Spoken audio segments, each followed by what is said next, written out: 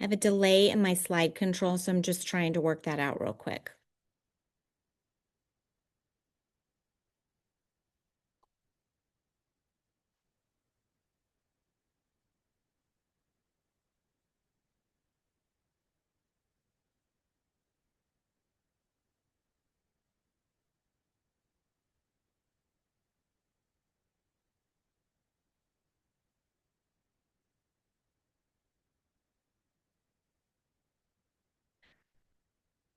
Okay, good evening, Tide parents and staff. We appreciate you taking the time to attend this meeting tonight and the upcoming meeting on Thursday. I want to explain why we chose this online forum and why we are dividing the presentation of data into 2 nights. The reason is because of the volume of information and data that we have to share with you.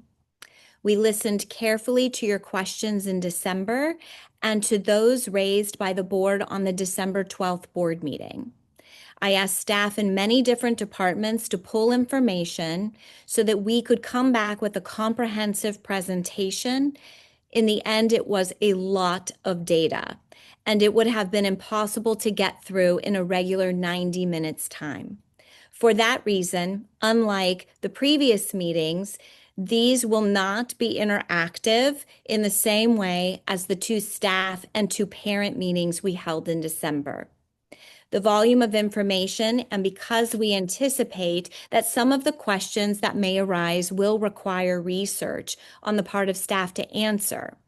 However, we do want your input, and we will provide you a QR code at the end of the meeting with a link so that you can import or input your questions, and we will update the FAQ and we will get back to you. Your input will be read carefully, considered, and reflected in the board study session on January 26th.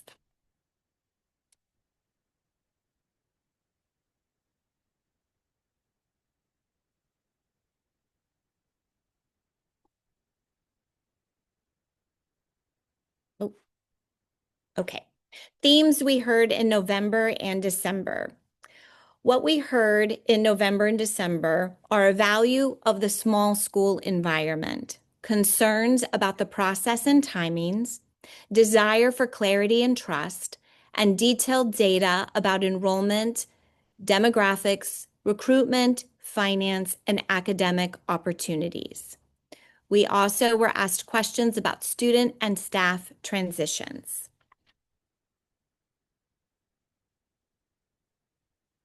So, areas of analysis and framework for the evaluation being presented tonight. So tonight, we are covering financial information as a part 1, enrollment, demographics, and the TIDE academic program part 1. Tonight, you will be hearing from Janae Marking, Assistant Superintendent of Administrative Services, Dr. Diana Wilmot, Director of Program Research and Evaluation, Dr. Elizabeth Chacon, Assistant Superintendent of Educational Services, and Naomi Hunter, our Public Information Officer, as speakers this evening. They will be presenting on these areas of analysis as indicated in the meeting invitation on Thursday evening. We will be presenting part 2 of the fiscal information, part 2 of the TIDE academic program, and TIDE marketing and recruitment information. The information will be shared as part 2 on Thursday night. I would like to ask you to keep in mind that we are presenting a lot of information that was drawn from many sources. In the world of public education, many state agencies and data organizations gather our financial, enrollment, and academic data from us. And we are drawing from all of that, as well as our own internal data. Depending on the timeline, when the data was presented or how it was gathered, it is possible that some of the data may appear not to align. To the best of our abilities, we have tried to notice those areas and explain them in the footnotes of the slides. If you notice any discrepancies in the numbers that are confusing, please note that on the input form. We will follow up afterwards and tell you exactly where each piece of the data was presented. Before we move to the presentation of the data and information, I want to repeat what was said in December. We know that this has been a painful time for our Tide students, parents, and staff. We know and we understand that more than you are just a number at stake. What I ask of you tonight is to listen carefully to the information being presented. Our Assistant Superintendent of Administrative Services will now present a review of the financial data.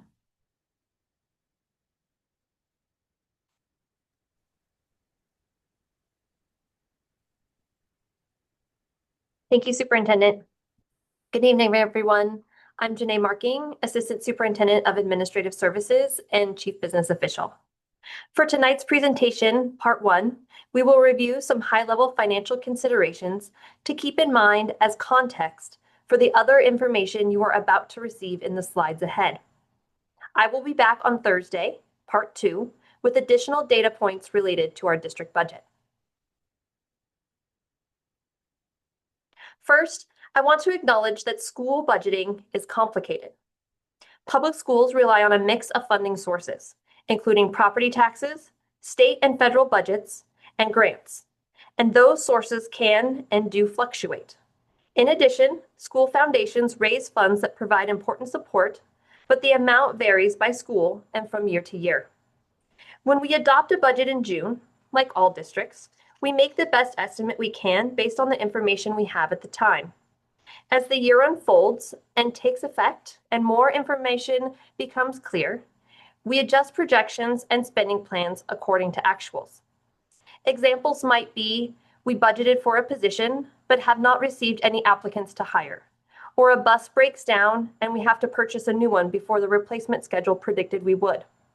This is why we provide interim reports during the year, so the board and community can transparently be informed of any changes and how we're responding to them in real time as the year progresses. At a high level, districts are constantly reviewing and discussing expenditures, because unlike a business or even many households, it is nearly impossible for a district to generate more stable, ongoing revenues. This is a primary difference in how public school budgeting doesn't work the same way as budgeting in a typical business. The last bullet here is our segue to the next slide. By law, school boards have a responsibility to ensure the district is fiscally solvent.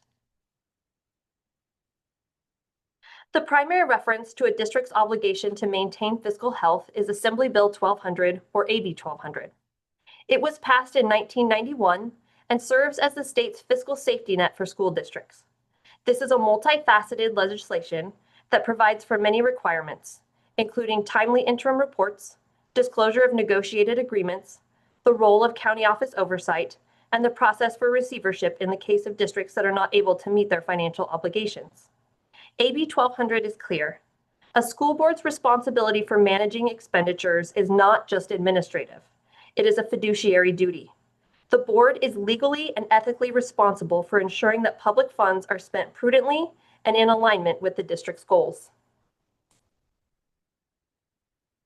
This table is a look at the district's multi-year budget projection, which includes the current year 2025-26, as well as the two subsequent years 2026-27 and 2027-28.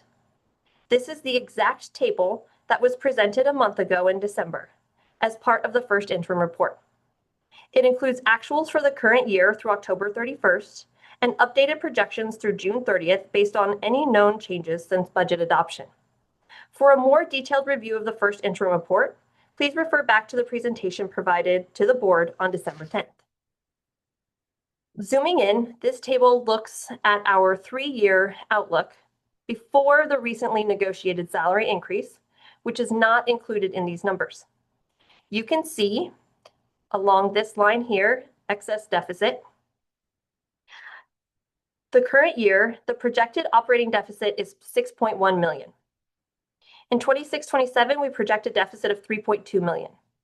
In 27-28, we project a surplus of 2.1 million. Based on this snapshot, our reserve levels are estimated above 8% in all years per board policy.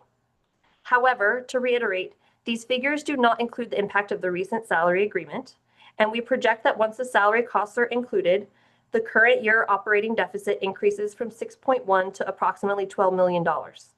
Then, because salaries are an ongoing cost and we are an organization of talent, there's an impact every year going forward in the projection.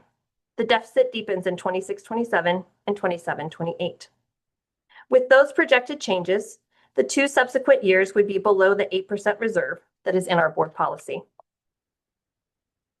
The negotiated salary costs, as well as any other changes through January 31st, will be included in the second interim report in March. So to recall back to the prior slides, as trustees of the district, it is prudent and lawfully required for the board to regularly review district expenditures and the overall financial picture, to ask questions, to seek additional information, and to make decisions that balance our current needs with our future obligations. This safeguards the district's financial integrity for the students and community we serve, and it's an ongoing responsibility. This is the final slide of my section for the evening. In response to questions regarding the need to meet the requirements of Assembly Bill 1912 before a school closure can be considered, the legislation does not apply to the current considerations for TIDE. This requirement is specifically assigned to school districts in distress.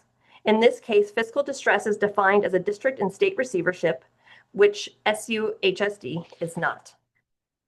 Again, for anyone who joined late, the part 2 of this presentation on Thursday will include additional information on the district's budget.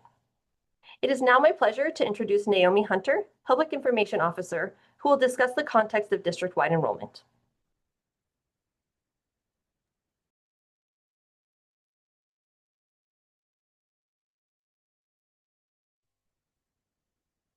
Good evening, everyone. Tomorrow night at the board meeting, we're going to hear a report from a demographer that shows overall district enrollment trends and projections. And tonight we're giving you just a bit of a sneak preview of some of the data from this report that is pertinent to TIDE. As Superintendent Leach noted in her remarks, data is sometimes presented in different ways depending on the source. And this enrollment data is a good example of that. For example, the study in 2016, excuse me, I just realized I advanced too far in my slides.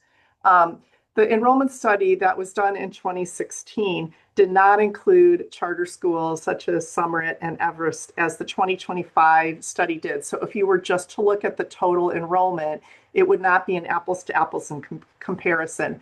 So this chart gives you an apples to apples comparison, and what is shown here is the 4 large schools in the district. This chart shows the 2015 enrollment when the study was done, what they projected for 2020, what the enrollment actually was in 2020, what our current enrollment is. And the numbers in the red and the green show where it's higher or lower than what was projected. As we look at this slide, it might be helpful to just remember some of the context from 2016. Back then, it might be hard to remember 2016, but Silicon Valley region was in a very strong position. Employment was expanding at the fastest annual growth rate in the region since before the dot-com era. Tens of thousands of new jobs were being created in tech and in sectors supporting tech. Average annual earnings in this area were significantly higher than national and state averages. And while the region faced challenges, including a shortage of housing and affordability, especially around living expenses, there was a general sense of optimism at this time. No one could have foreseen COVID and some of the subsequent challenges that were to come.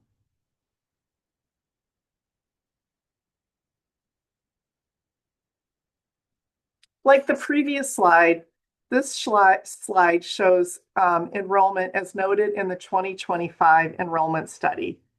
The enrollment study that's being presented tomorrow gives the district projections on the low side, moderate, and high side. And so for the purposes of this chart, we are showing the moderate projections, and they go out quite a number of years. So we're showing a projection at about the midpoint, which is 2029-30, and the final year of the projection, which is 2032-33. And again, the numbers in the parentheses show whether that is an increase or a decrease.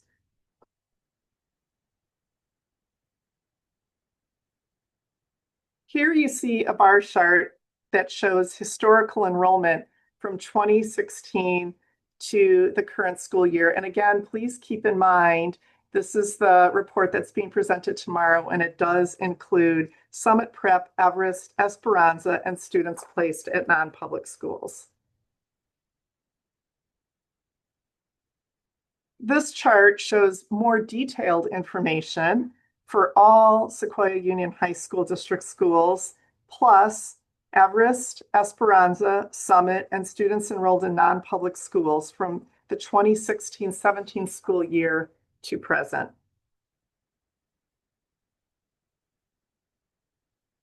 Some of the key takeaways in looking at this data show that we simply have fewer students today than we did in 2015 when TIDE was being planned.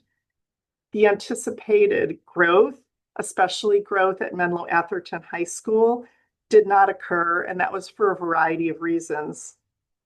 According to the new enrollment report, enrollment has declined and will continue to decline.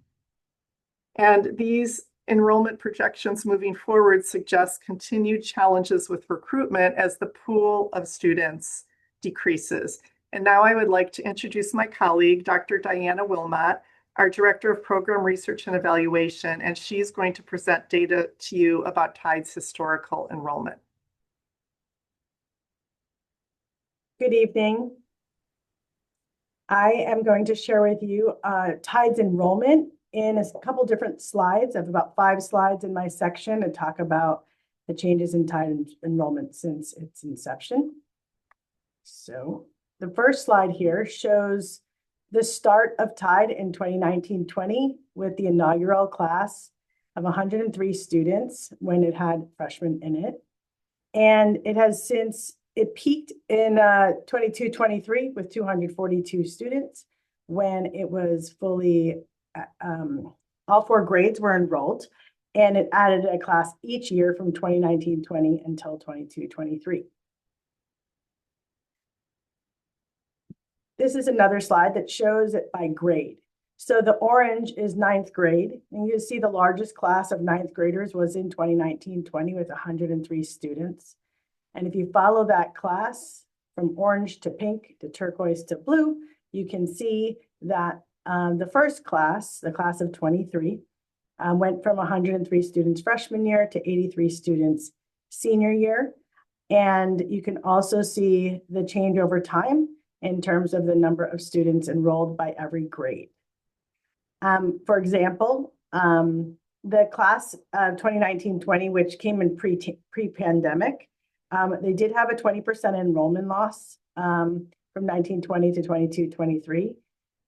The class of 2025, where there were 69 students that were there were 69 students that were seniors. That cohort started with 61 freshmen, showing a 13% increase in enrollment over 4 years. That particular class is the only one of the 4 classes that graduated that showed an increase in enrollment over the lifespan of their cohort.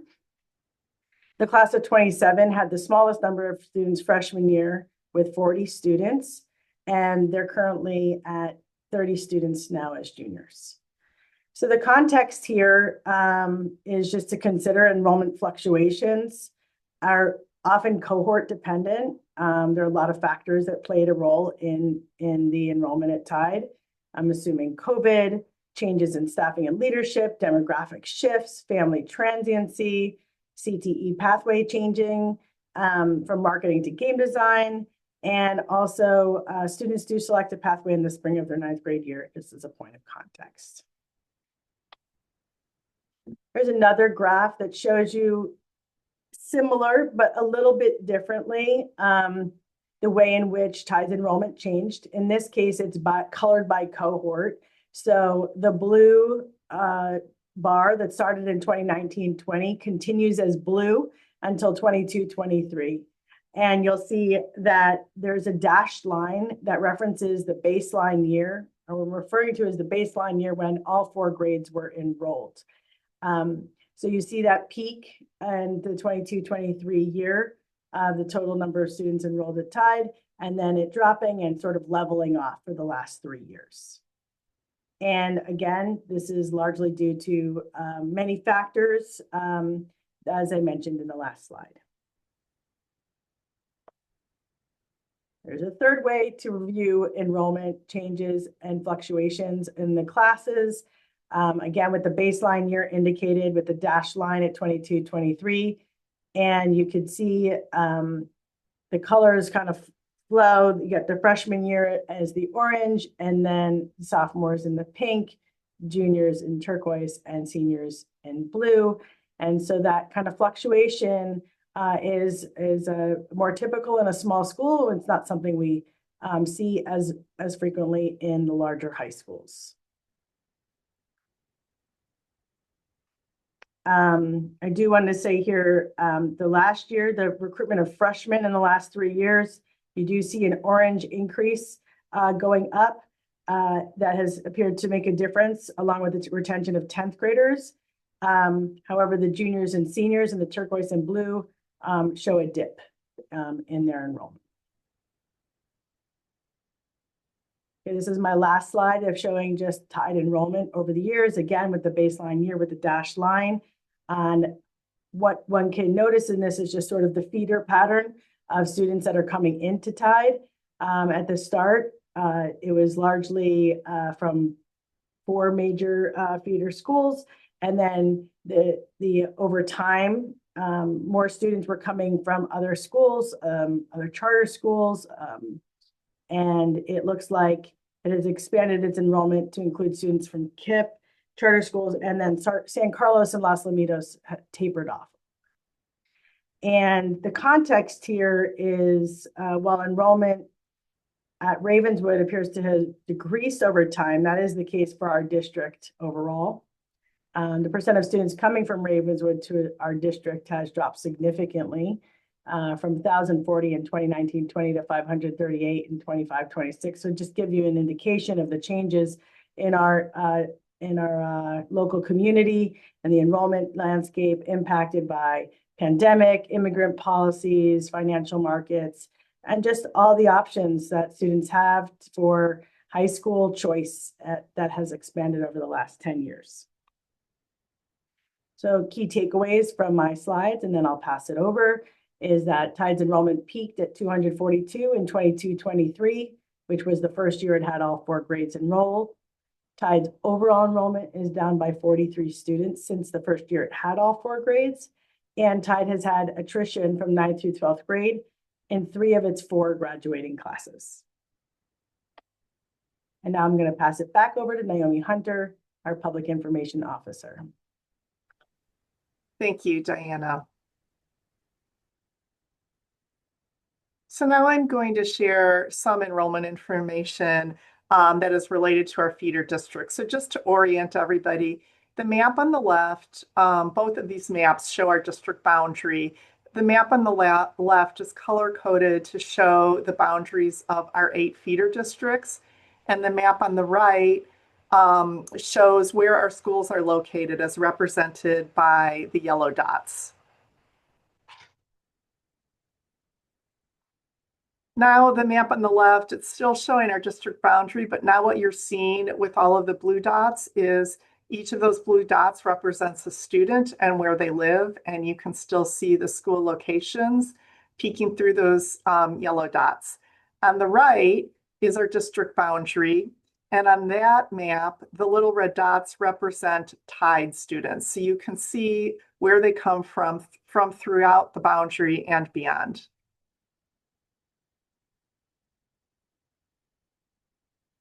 Now I'm going to show you a series of slides, and I'm going to give you a little bit of preview so that as you're looking at them, you can have an eye out for this. But our feeder district K-8 enrollment has declined 16% since the 2016-17 school year.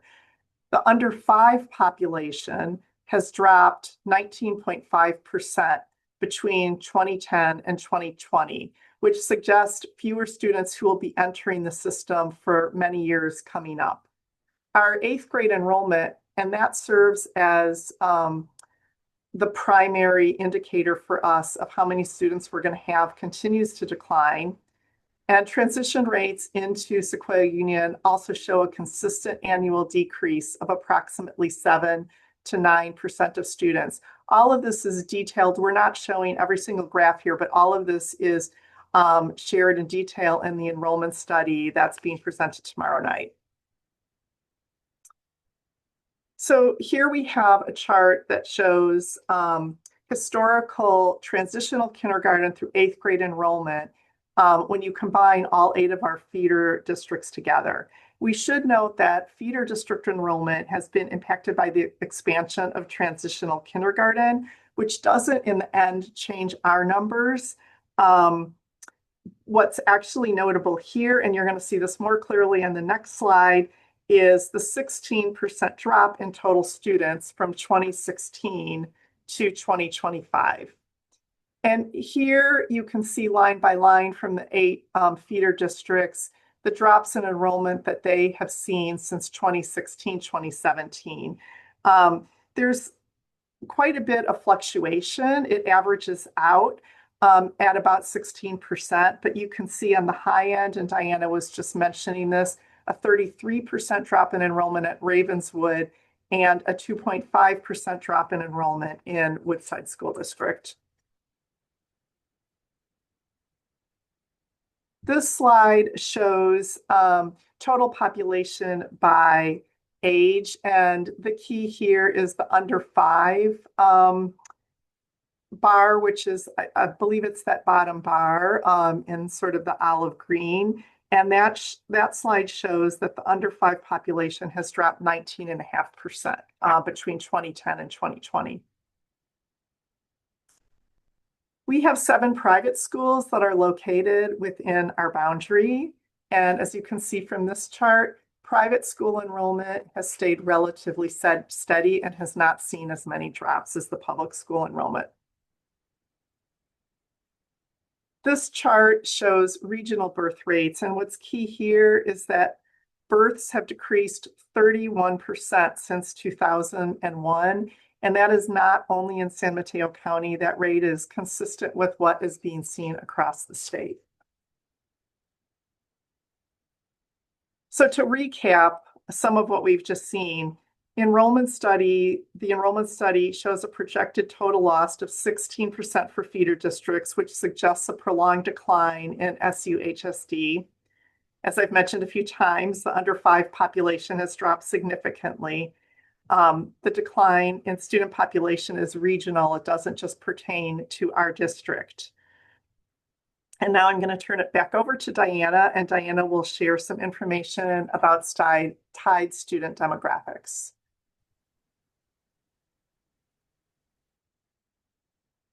All right, I'm back. So I'm going to share a little bit about the students who are enrolling at Tide and their demographics. So the first thing of note is looking at the disparity between males and females at Tide.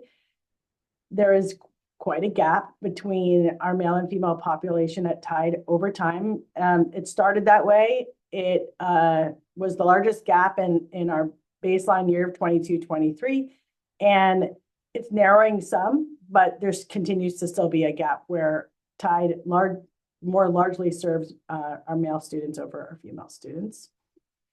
In addition, there's a growing number of students who are come from a family of socioeconomically disadvantaged background.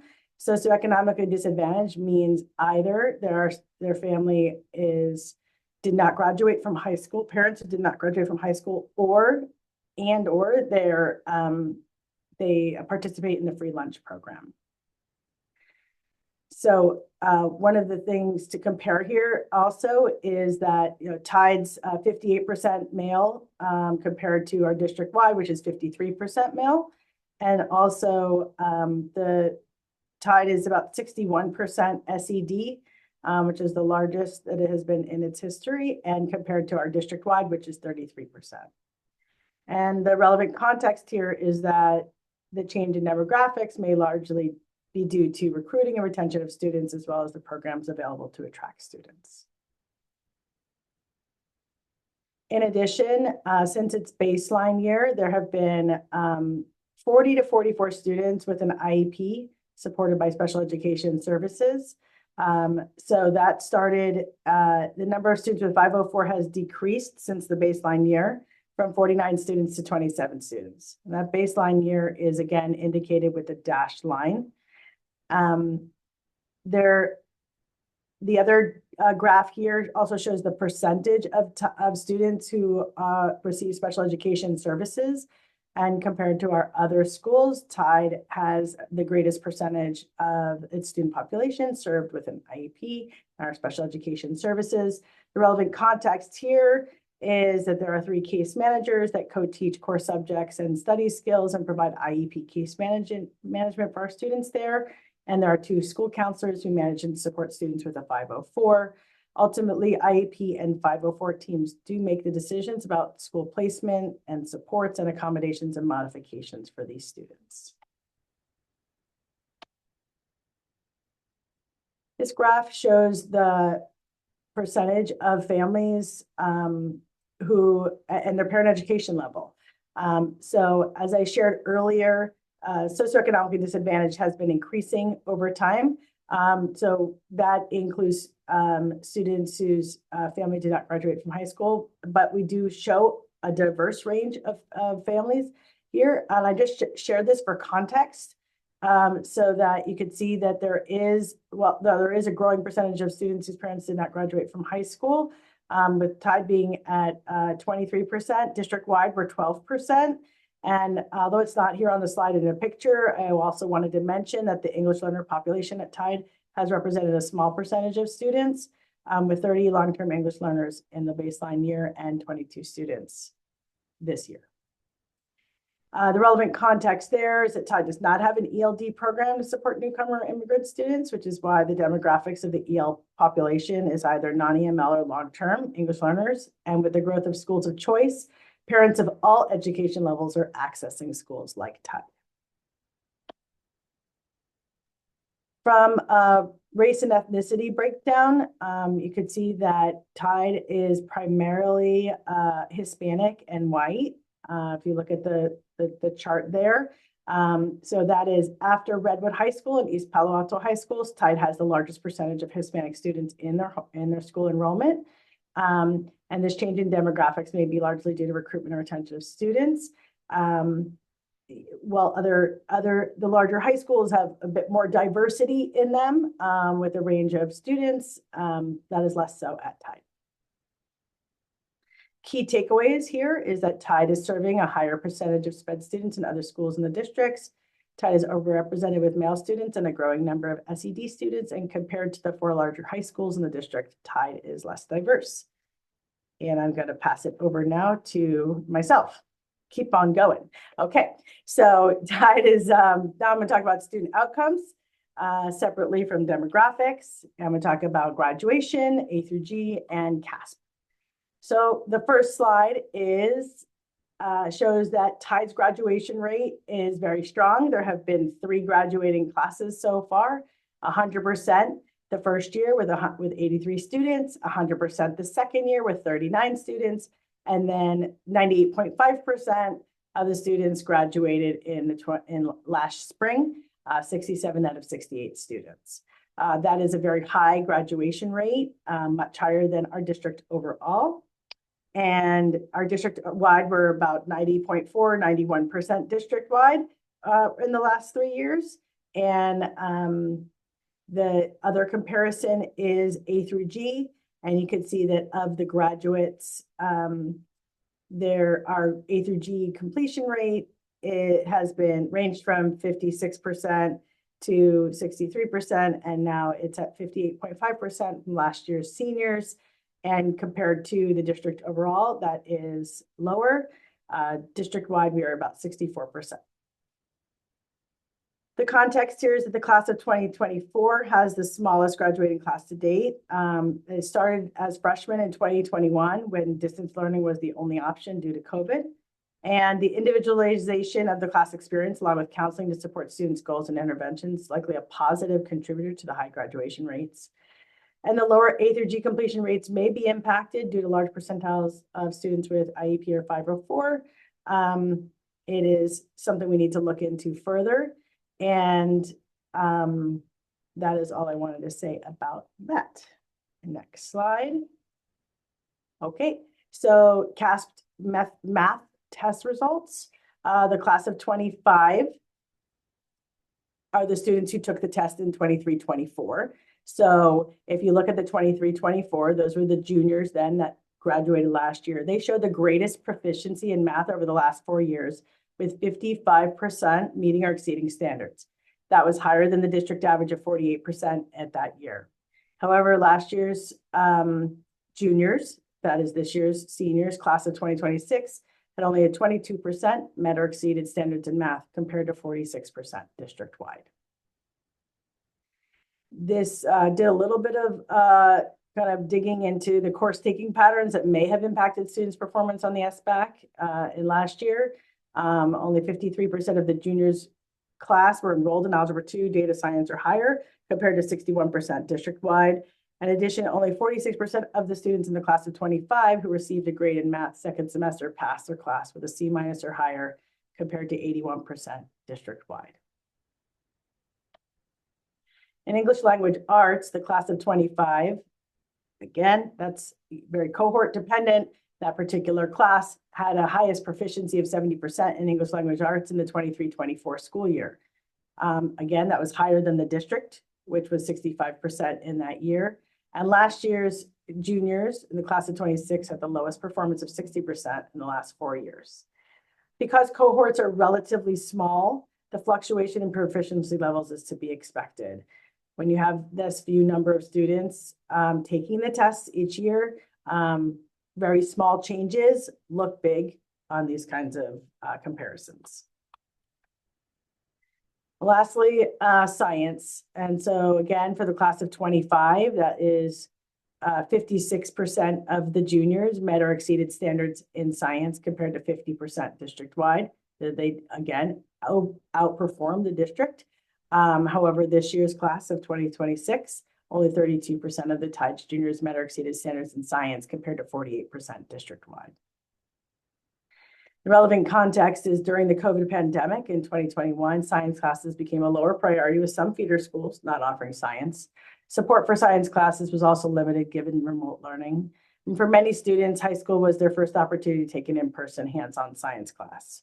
For the current class of 2026, only 21% are enrolled in science their senior year compared to 51% district-wide. My key takeaways here are students at Tide have a higher graduation rate than other schools in the district. Students at Tide have a lower A through G completion rate compared to other schools in the district.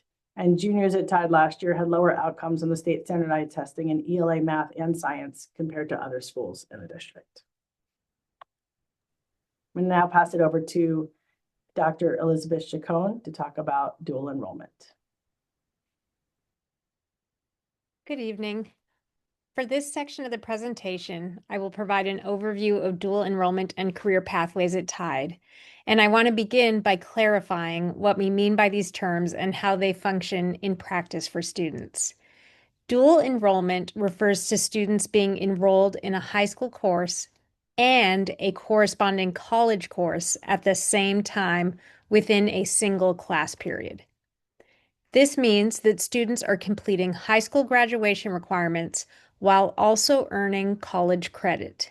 For example, a student enrolled in dual enrollment U.S. history is simultaneously earning high school credit toward graduation and college credit through Foothill College for the same course content.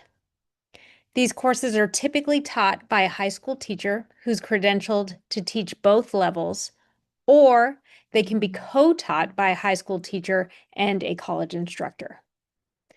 Students enrolled in dual enrollment courses receive 2 separate grades and maintain 2 separate transcripts. The high school course and grade appear on the Sequoia Union High School district transcript, while the college course and grade appear on the Foothill College transcript.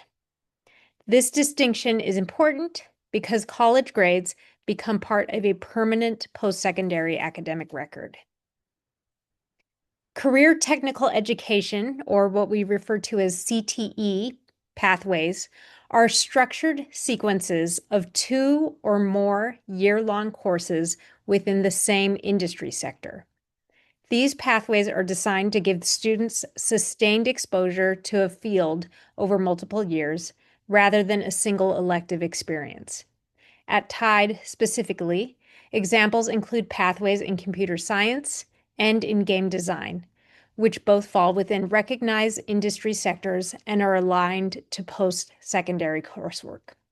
We have both dual enrollment opportunities and pathways at all the sites in our district. But for the purposes of this evening's presentation, I'm going to focus specifically on Tide dual enrollment and Tide pathways. Since the opening of Tide in fall of 2019 through spring of 2025, a total of 433 students have attended Tide for at least one semester. Of those students, 378, which represents 87%, have enrolled in at least one dual enrollment course. Of the students who participated in dual enrollment, 314 of them, or again, 83%, successfully passed at least one dual enrollment course with a grade of a C- or better. This data reflects participation across multiple graduating cohorts, from the class of 2023 through the class of 2028. It is also important to clarify that these figures include any student who was enrolled in Tide at any point during their cohort, even if that student did not ultimately graduate from Tide. As a result, the total counts may appear higher than a single graduating class, but they more accurately reflect overall access and participation in dual enrollment during a student's time at Tide.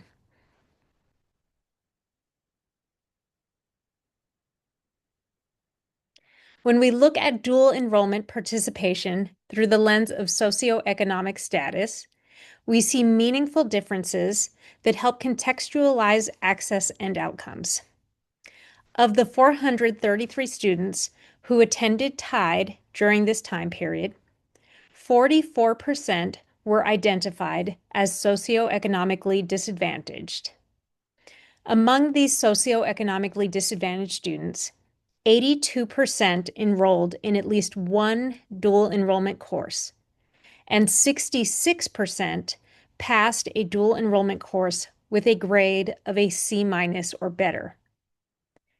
In comparison, 91% of non-socioeconomically disadvantaged students enrolled in at least one dual enrollment course, and 77% of those students passed a dual enrollment course with a C- or better.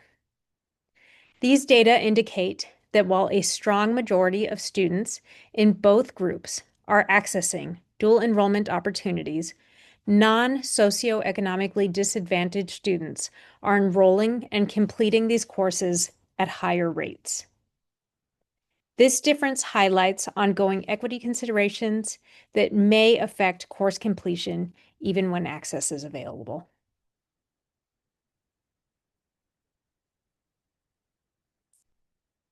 This slide focuses specifically on dual enrollment courses offered in core academic subject areas such as English, math, social studies, and other required disciplines.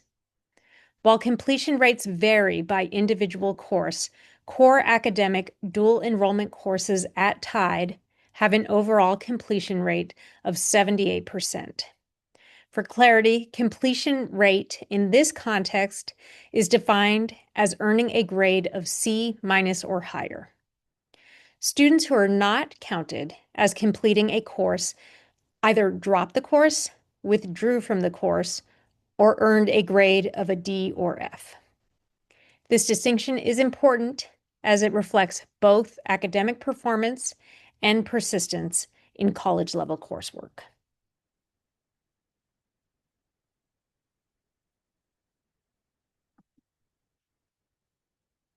Marketing and computer science were the original career technical education pathways offered at Tide. Beginning with the class of 2023. Because career technical education pathways begin in a student's sophomore year, these students started their first pathway courses in the fall of 2020. The marketing pathway, which you'll see on the left, was sunsetted with the class of 2023 after Foothill College discontinued the associated certificate program. This decision was made at the college level. In response, Tide transitioned to a game design, or specifically titled Graphic and Interactive Design pathway, with courses first offered in the fall of 2022. The computer science pathway has continued throughout this period and remains an active pathway option for students.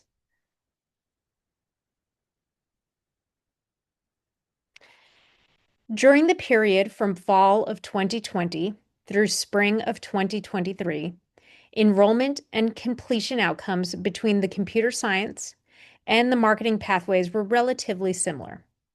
Students in the computer science pathway had an overall completion rate of 58%, while students in the marketing pathway had an overall completion rate of 54%. These comparable outcomes suggest that despite differences in pathway content, students experienced similar levels across the two programs during this time frame.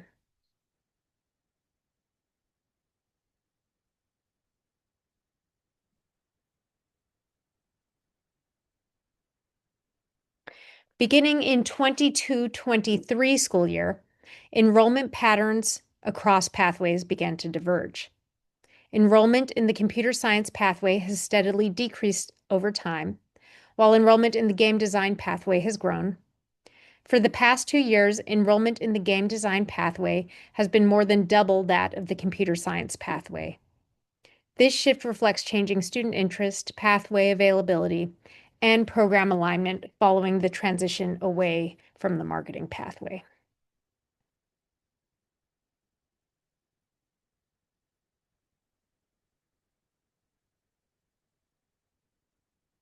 During the most recent period, students in the computer science pathway achieved an overall completion rate of 61%, while students in the game design pathway achieved an overall completion rate of 63%.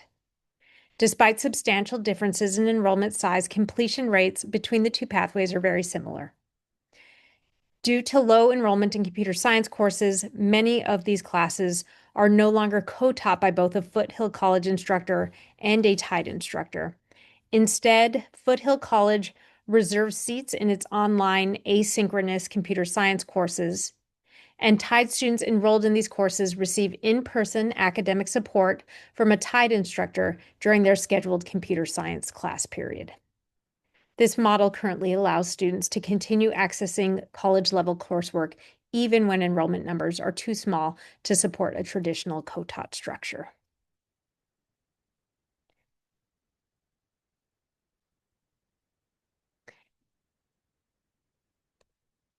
Key takeaways when it comes to dual enrollment at Tide is that it is a core component of the model at Tide and offering around the district. Since opening, 87% of Tide students have enrolled in at least one dual enrollment class, and 83% of those have successfully passed a course with a C- or better. The access to dual enrollment is strong, but there are equity gaps in the completion and persistence where non-socioeconomically disadvantaged students enroll and complete courses at a higher rate. And the CTE pathways remain viable, but student interest in delivery models are evolving. Enrollment has shifted towards the game design pathway, which now attracts more than double the enrollment of the computer science pathway, while completion rates across pathways do remain similar. With that, I'm going to pass it back to Superintendent Crystal Leach.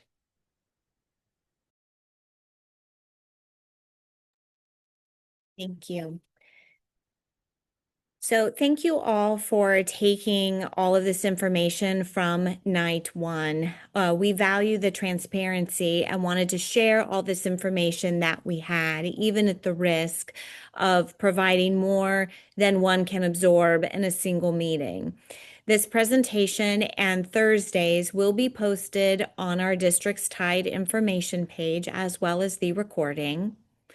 All of our presenters are veteran educators who regularly view and analyze information like this in context. We do not expect community members or even the board to look at these many data points and draw one clear, immediate conclusion. My role is to work with staff and analyze the data and information shared tonight along with what we will be presenting on Thursday, and determine a recommendation to the board for their consideration for the future of TIDE on February 4th. Before then, the board will hold a study session on Monday, January 26th to review the data, ask questions, and continue its discussion. Community members will have an opportunity to provide public comment at that board meeting study session. I want to thank you tonight for staying engaged in this important process. I do have a couple more slides, so there we go. What happens next? Upcoming meetings, as mentioned, January 15th, which is the community meeting part 2.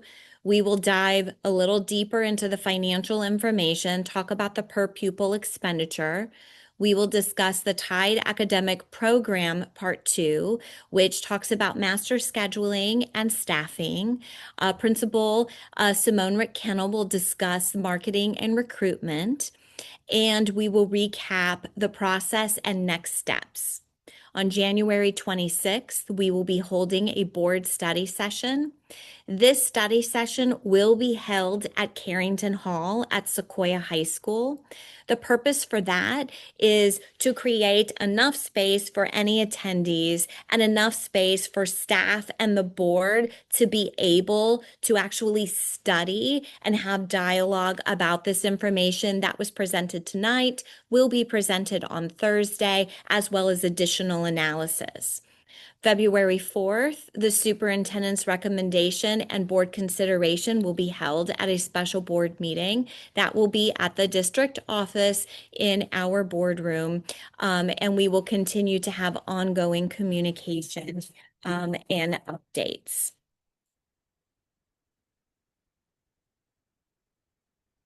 If somebody can progress my next, thank you. Okay, so how will your input be used? Again, all community input is reviewed, and questions that we have received do appear on our frequently asked questions on the TIDE page. Answers to new questions and themes will be shared, again, on the TIDE information webpage. Themes will be summarized and shared at the January 26th board study session. Your voices are very important in this process. And the next slide, I want to give a moment, as we weren't able to have Q&A for tonight or for Thursday night's meeting. So you have a QR code here, as well as a link on the bottom that will take you to the questionnaire where you can provide input and also ask any additional questions. This links you to the same questionnaire that we have had before, with some minor tweaks to address the data that was presented tonight. Again, we will also be presenting or be posting this presentation to the district page, the TIDE information page. And so we will leave this up for the next few minutes so that you can make sure that you can capture this QR code, or if you need to go through the URL code, you may do that. And again, we have a board meeting tomorrow night. Tide does have an information item on there. Well, I will be providing a recap of tonight's meeting to the board, as well as we will be able to accept public comment related to the discussion around Tide. And then I welcome you all back to be joining us again on Thursday for part 2 of this presentation. And then I also hope to see you in person at the January 26th board study session. So again, thank you for your attendance tonight. We will continue to leave this webinar open for the next few minutes so that you can grab this QR code or through the URL code to provide feedback and ask additional questions. Thank you so much for attending.